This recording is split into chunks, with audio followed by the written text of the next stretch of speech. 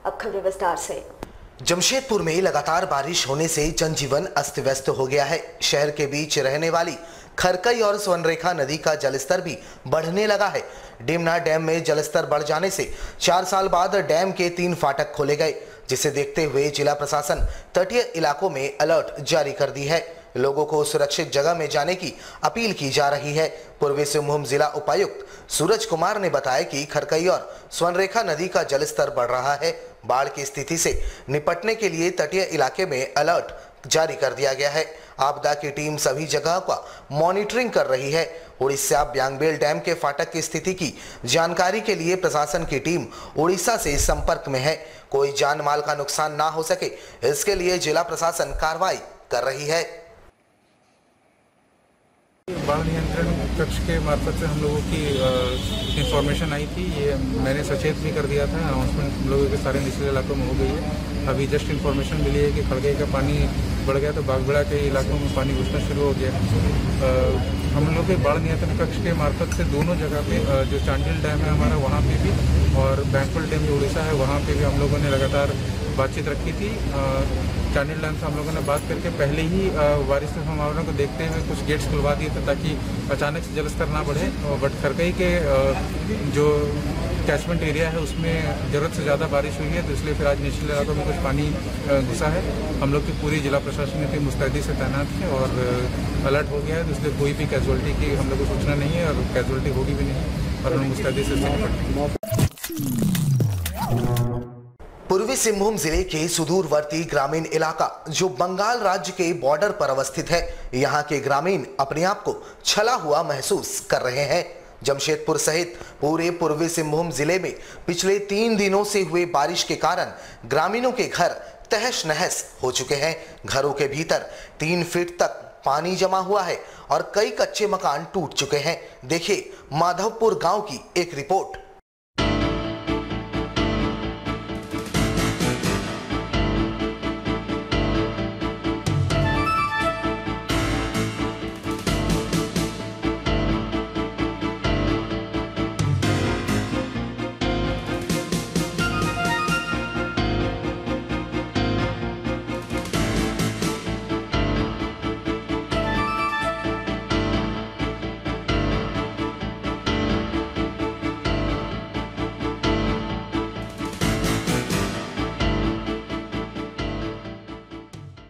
कहते हैं असली भारत गांवों में बसता है, लेकिन क्या होगा जब हमारा गांव ही सुकून में ना रहे।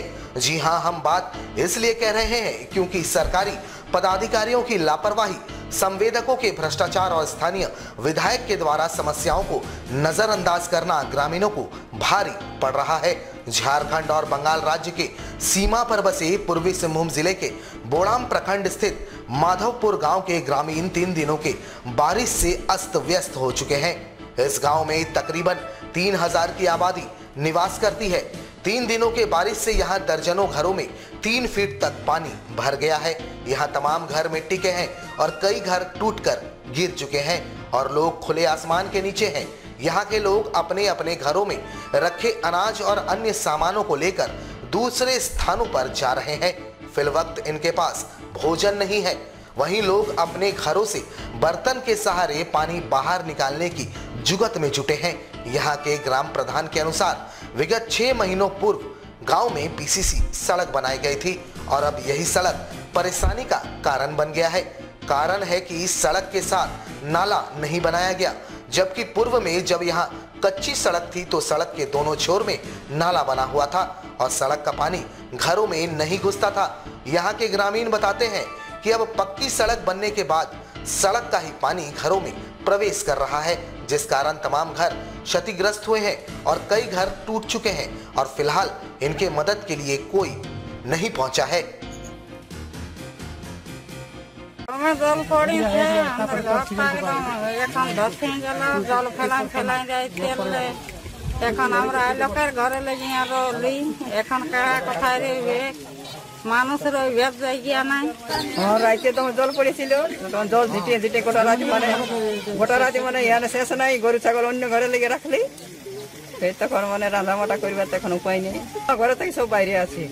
गांव का नाम है माधोपुर, पंचायत भी माधोपुर है। आज रात को मूसलाधार बारिश होने के चलते यहाँ गांव के अंदर जो रोड चौड़ीकरण हुआ है, चौड़ीकरण के चलते पानी निकासी नाली जो था वो तो पहले ही बर्बाद कर चुका था ठेकेदार लोग, और फिर से पानी निकासी नाली नहीं बनाने के चलते पूरा पानी बस्ती में घुस गया। बस्ती में घुस जाने से कम 10-15 परिवार सामान उमान लेके ट्रांसफर हो गया दूसरी कहीं। अपना मिट्टी का मकान है, पूरा तबाही हो गया। हाँ, 15-20 घर टूटा हुआ मिट्टी का मकान। जिन लोग प्रभावित हुए हैं उन लोग को राहत के लिए कुछ दिया जाए। नहीं, कोई प्रतिनिधि आज तक यहाँ नहीं पहुँचे। रोड आपका PWD बोटा से माधोपुर तक का रोड का बगल में जो घर है, पहले इस गांव में उसमें ड्रेन था, लेकिन अभी रोड बनने का बाद ड्रेन समाप्त कर दिया गया है। हम सभी ग्रामीणों ने ठेकेदार को रोड बनाने का पहले बोले थे कि इस परिवार का दिक्कत होगा, जितना पानी जम जाएगा तो सबसे पहले आप ड्रेन का व्यवस्था कर दीजिए। वो हम लोग को आश्वासन दिया था कि हम बरसात का पहले ड्रेन का व्यवस्था कर देंगे, लेकिन आज तक ना तो कोई प्रशासनिक पदाधिकारी, ना कोई ठेकेदार, ना यहाँ के स्थानीय सांसद विधायक इस परिवार के सामने खड़ा है। मैं तमाम जनप्रतिनिधि, तमाम प्रशासनिक पदाधिकारी से निवेदन करना चाहता हूँ कि इस समय इस परिवार का साथ आप लोग खड़ा हो जाइए। बहरहाल कारण जो भी हो, लेकिन 3 दिनों के बरसात से सरकारी कार्यों की पोल खुल गई है। संवेदक आधा अधूरा काम कर पूरे भुगतान के साथ फरार हैं और ग्रामीण नरकीय जीवन जीने को विवश हैं। जिस जगह के बात बता रहे हैं माधोपुर का, वहाँ निश्चित रूप से वहाँ आगे राधानगर है जो बंगाल क्षेत्र पड़ता है। बंगाल में रोड नहीं बना है, लेकिन हमारा जो है ये माधोपुर रोड जो है वो बन गया है। आप देख लीजिए उसको, क्योंकि मैं हमेशा क्षेत्र में दौरा करते रहता हूँ। और जहाँ तक है कि जो घर की जो बात है उसको बहुत जल्द हम लोग जो है उसको लाभ दिलाएंगे। झारखंड सरकार के द्वारा सोना सोरबन धोती साड़ी वितरण योजना की शुरुआत राज्य स्तरीय रूप से मुख्यमंत्री हेमंत सोरेन ने ऑनलाइन प्रक्रिया से किया। राज्य भर के तमाम जिलों में इसके तहत कार्यक्रम का आयोजन किया गया। गुमला में आयोजित कार्यक्रम में मुख्यमंत्री ने शामिल होकर इसका उद्घाटन किया। जमशेदपुर के रविंद्र भवन में भी इसको लेकर जिला स्तरीय कार्यक्रम का आयोजन किया गया, जहां ऑनलाइन माध्यम से मुख्यमंत्री जुड़े रहे। वहीं जमशेदपुर में आयोजित कार्यक्रम में विधायक रामदास सोरेन, विधायक मंगल कालिंदी, विधायक समीर मोहंती के साथ जिले के उपायुक्त समेत तमाम आला अधिकारी मौजूद रहे। इस दौरान तमाम अतिथियों ने संयुक्त रूप से प्रथम चरण के चयनित लाभुकों के बीच साड़ी और धोती का वितरण किया। वैसे इस योजना के तहत वर्ष में 2 बार 10 रुपए में धोती और साड़ी जन वितरण प्रणाली के दुकानों में BPL कार्ड धारकों को उपलब्ध होगा। मौके पर मौजूद अतिथियों ने कहा कि राज्य सरकार के इस योजना के माध्यम से अब गरीबों को राशन के साथ वस्त्र भी उपलब्ध होगा। मुख्यमंत्री जी के द्वारा राज्य की उपराजधानी दुमका जिले से धोती साड़ी वितरण योजना का शुभारंभ किया गया है और इस योजना के तहत संपूर्ण राज्य के जितने भी राशन कार्डधारी परिवार हैं उन परिवारों को एक धोती और एक साड़ी या लुंगी जो है वो हम लोगों को PDS डीलर के माध्यम से वितरित करना है। इसी योजना का आज शुभारंभ माननीय मुख्यमंत्री के द्वारा किया गया है। इस योजना का मूल उद्देश्य है कि बिल्कुल जो असहाय और निशक्त परिवार हैं जो कि राशन पर डिपेंड करते हैं उनके तन पे कपड़ा भी उपलब्ध। पूरे पूर्वी सिंहभूम जिला में 4,36,000 परिवार हैं जो इसके लाभुक होने वाले हैं। आज 100 परिवारों को हम लोगों ने यहाँ पे टोकन स्वरूप आमंत्रित किया था, जिनको माननीय जनप्रतिनिधियों के द्वारा यहाँ पे धोती साड़ी का वितरण किया गया है। इस योजना का शुभारंभ हो गया है। इसके तहत एक वर्ष में 2 बार एक परिवार को इसका लाभ दिया जाएगा। जमशेदपुर में विगत दिनों टाटा स्टील ट्रेड अप्रेंटिस के ऑनलाइन परीक्षा में धांधली करने का आरोप अभ्यर्थियों ने लगाया है।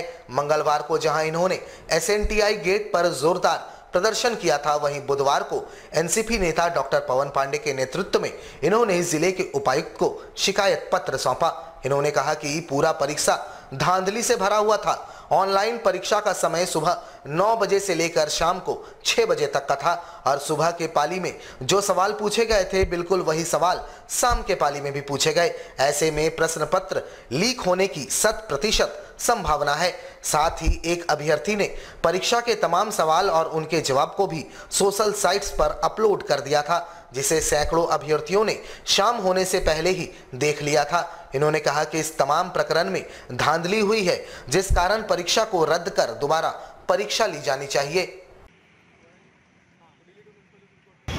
जमशेदपुर के इतिहास में और खासकर टाटा स्टील जैसी एक नामी कंपनी के इतिहास में ये पहली बार हुआ कि उसके अप्रेंटिस एग्जाम में जितने भी बच्चे हमारे पार्टिसिपेट किए हैं, उन लोगों को लग रहा है कि उनके साथ न्याय नहीं हुआ। इतने गार्जियन और इतने बच्चे जो यहाँ एकत्रित हुए हैं, इनका सीधा आरोप है कि जो पिछले दिनों ऑनलाइन एग्जाम ली गई थी उसमें सरासर धांधली हुई और उसका बहुत सारा प्रमाण उपलब्ध है। जैसे सुबह अगर 9 बजे से एग्जाम चालू हुआ और 3 बजे तक अगर एग्जाम चल रहा है, 6 बजे तक ऑनलाइन चल रहा है, तो ऐसा देखा गया है कि हर बार में क्वेश्चन बदलता है। लेकिन आप बताइए, अगर 9 बजे वाले को भी सेम क्वेश्चन पूछा जाए और 6 बजे वाले को भी सेम क्वेश्चन पूछा जाए ऑनलाइन में, तो क्या उस तक क्वेश्चन नहीं पहुंच जाएगी? और किसी बच्चे ने तो पहले ही सब चीज डाल दिया, वो भी यूट्यूब पे मौजूद है, उसका भी रिकॉर्ड है इन लोगों के। क्वेश्चन कैसे पूछा गया, उसको कब मिला, क्या मिला, कैसे वो डाल दिया, उसी दिन डाल दिया। मेरा ये मानना है कि हमारे शहर का नाम इससे खराब हो जाएगा। टाटा स्टील कंपनी के ऊपर ये सवाल खड़ी हो रही है, तो मैनेजमेंट को ये ध्यान देना चाहिए कि इसको अविलंब इसको रद्द कर दे और फिर से एक फेयर एग्जाम करवाए, जैसा कि होते आया है।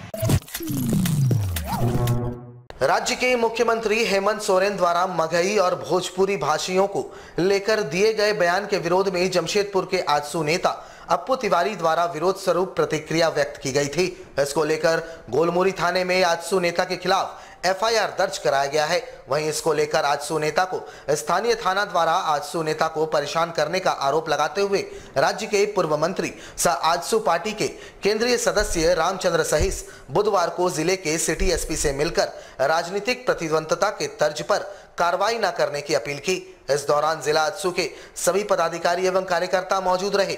श्री सहिस ने बताया कि राजनीति में बयानबाजी होना कोई बड़ी बात नहीं है, लेकिन पुलिसिया कार्रवाई दुर्भावना से ग्रसित होकर नहीं करनी चाहिए। उन्होंने बताया कि सिटी एसपी ने उन्हें आश्वासन दिया है कि जांच में पूरी पारदर्शिता बरती जाएगी।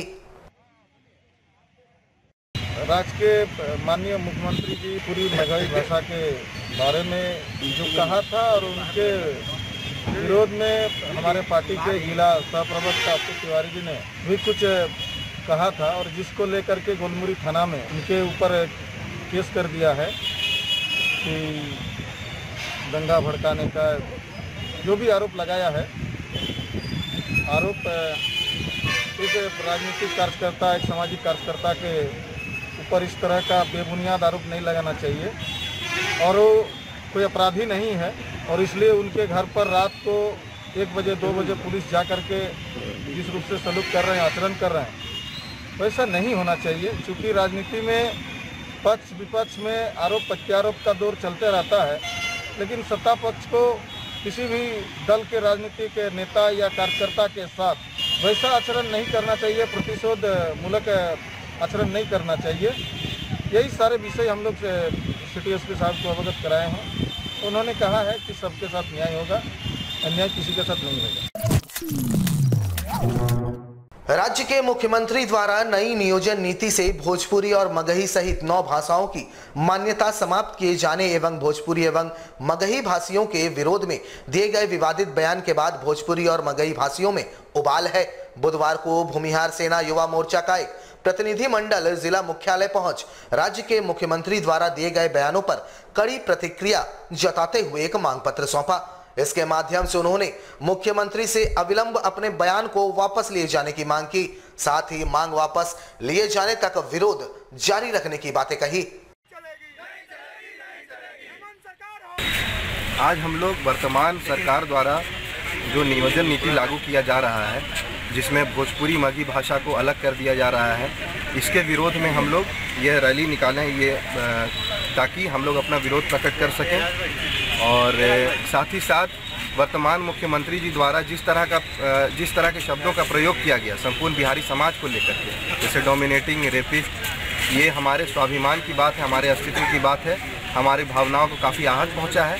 हम मुख्यमंत्री साहब से मांग करते हैं कि अपने इन शब्दों पर माफ़ी मांगें। जमशेदपुर के टाटा नगर रेलवे स्टेशन के समीप चाईबासा ऑटो स्टैंड के ऑटो चालकों ने जिले के उपायुक्त से मुलाकात कर ऑटो स्टैंड में ऑटो चालकों से जबरन वसूली का आरोप लगाया। इस संबंध में ऑटो चालकों ने बताया कि ऑटो लगाने के एवज में अवैध रूप से हर दिन 130 रुपए असामाजिक तत्वों के द्वारा लिया जा रहा है। विरोध करने पर ऑटो चालकों के साथ मारपीट की जाती है। इसके अलावा ऑटो को भी क्षतिग्रस्त कर दिया जाता है।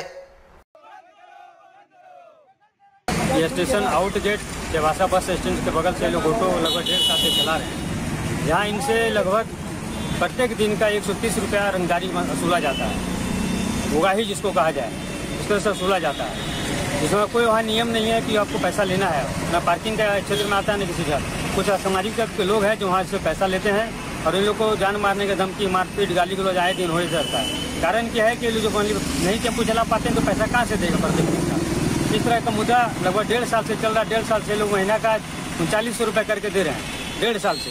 उस बजट से अनुसार से देखिए कितना पैसा वो लोग उगाही कर चुका है। आज हम लोग उपायुक्त महोदय से मिलने आए हैं और कहना चाहते हैं ऑटो चालक संघ की ओर से कि सर हम लोग को न्याय, हम लोग साथ न्याय कीजिए, जो इस तरह के जो काम कर रहा है उस पर उचित कानूनी कार्रवाई किया जाए और हम लोग को ऐसे एक सुविधा दीजिए जहाँ पे एक ऐसी जगह दीजिए जहाँ से हम लोग ऑटो चलाए और हमको वहाँ पे वसूली नहीं दिया जाए। देश की समृद्धि भक्ति का संदेश लेकर खाटू धाम राजस्थान से निकला श्याम प्रभु का विशेष रथ शनिवार 25 सितंबर को लौह नगरी जमशेदपुर पहुंचेगा। श्री श्याम आराधना रथ के द्वारा श्री श्याम अखंड ज्योति का शहर में पहली बार आगमन हो रहा है। इस श्याम आराधना अखंड ज्योति यात्रा का नेतृत्व आचार्य श्री गिरिराज शरण जी के द्वारा हो रहा है। कोरोना काल में हुए त्रासदी और उसका मनुष्य पर मानसिक प्रभाव को दूर करने हेतु इस अखंड ज्योत के रथ का भ्रमण पूरे भारतवर्ष में करवाया जा रहा है। पिछली 23 मार्च से श्री श्याम बाबा की नगरी खाटू धाम से चलकर पूरा भारतवर्ष का भ्रमण करते हुए जगह जगह श्याम ज्योत जलाते हुए आज के झारखंड प्रदेश में प्रवेश किया है। आज ये मनोजपुर इसका पहला स्टॉपेज है। उसके बाद में 23 तारीख को चाईबासा में है, 24 तारीख को सरायकला में है और 25 को जमशेदपुर में है। उसके बाद में ये चांडिल और रांची रामगढ़ से जाएगा। इसका उद्देश्य ये है कि इस कोविड काल में, पूरे कोविड काल में जो श्याम प्रभु में भी एक निराशा छा गई थी, श्याम प्रभु में भी आशा की किरण जगाने के लिए आचार्य श्री गिरिराज शरण द्वारा इस अखंड ज्योत को लेके पूरा भारत का भ्रमण किया जा रहा है। हमारे साथ लगातार जुड़े रहने के लिए आप हमें YouTube पर जरूर सब्सक्राइब करें। आज के लिए बस इतना ही। कल आपसे फिर मिलेंगे कुछ नई खबरों के साथ। तब तक के लिए AMG न्यूज़ की पूरी टीम को दीजिए इजाजत। नमस्कार।